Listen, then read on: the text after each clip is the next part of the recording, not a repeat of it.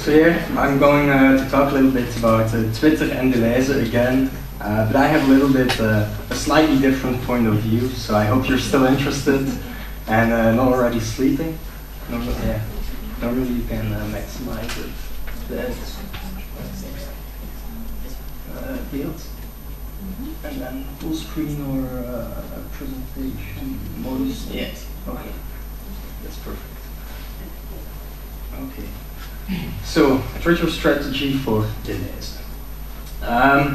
Should Delhaize be on Twitter? Well, it's a good question. Yeah, it is. I mean, not every company should be on Twitter. Not every company should be on social media. So, why do I think Delhaize needs to be present online, especially on Twitter? Well, I think Delhaize is really trying to deliver experience to her customers. She's not a cost cutter, it's not an Aldi, it's not Lidl. They really want to create value for all their customers. And I think by building a real strong Twitter account, they can really build their brands and gain more loyal customers. And they can also reach new young people who are not already shopping at Delhaize, but in the future who might become the next Delhaize generation. So, how should they use Delhaize? Well, I think Delhaize is a strategic, well, not Delhaize, Twitter is a strategic tool. It's super important to really know what's happening in your surroundings, and I think Twitter is a great way to do that. I mean, all the information is there, it's free. People are tweeting about your brand, about the products they like, the products they dislike, and you're a competitor as well.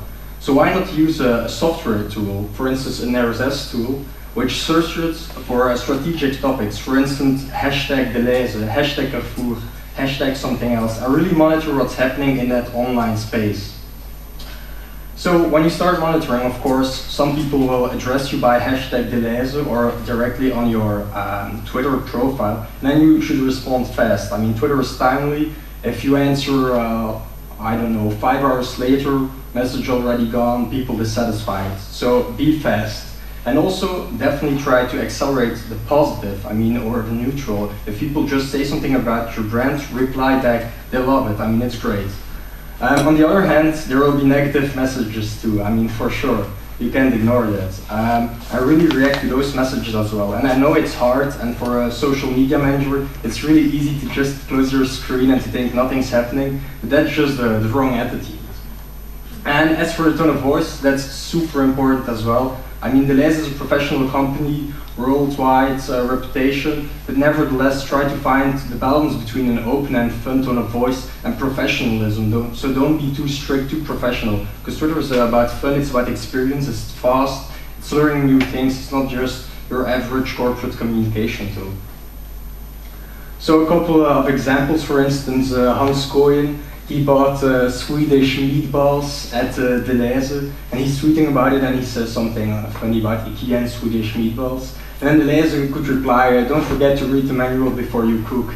It sounds stupid maybe, and it's just a small remark, but you don't expect that Delhaize will retweet to you, so you will be really happy. It's not like your favorite artist, but nevertheless, you just tweeted something and they reply. It feels professional, you have the feeling that they really care about you, so it's really important.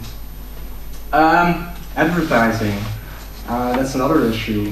Who of you is on Twitter at this moment? Okay, who of you would like to learn about a new promotion for mayonnaise where you will get a 50-cent reduction? Okay, only one person. Well, that's what I'm trying to say. Content, it's important, but there are definitely more ways to create content than just to talk about your products, because the products are not really they're not really sexy. So you can, for instance, talk about the Delhaize values. Delhaize wants to create an experience. You can talk about things that have to do with experience. Or just make use of things that are happening around you, like for instance Halloween. Which creep are you going to be this evening? Don't forget your trick or treat candy. There's the messaging, buy something from us, buy some bars, buy some whatever, but still it doesn't feel like it's a branded effort to really try to take you to the store. Another valuable thing are contests. Definitely if you introduce crowdsourcing, like in the lowest one, Delhaize could, for instance, launch a hashtag contest, we want Delhaize, and they could ask, okay, it was summer, you had a great time, which products did you learn to know which are not available yet at Delhaize at this moment, but which you would love to buy? And for me, it would be coconut water. I mean, I think it's great, but it's not at Delhaize at this moment. But maybe that's the most important thing to really remember from this presentation, and it is content is not king. I mean, a lot of experts are saying, content is everything. You must have great content, everything must be okay. But definitely, it's not. I mean, content is super important. Don't get me wrong; it is really important.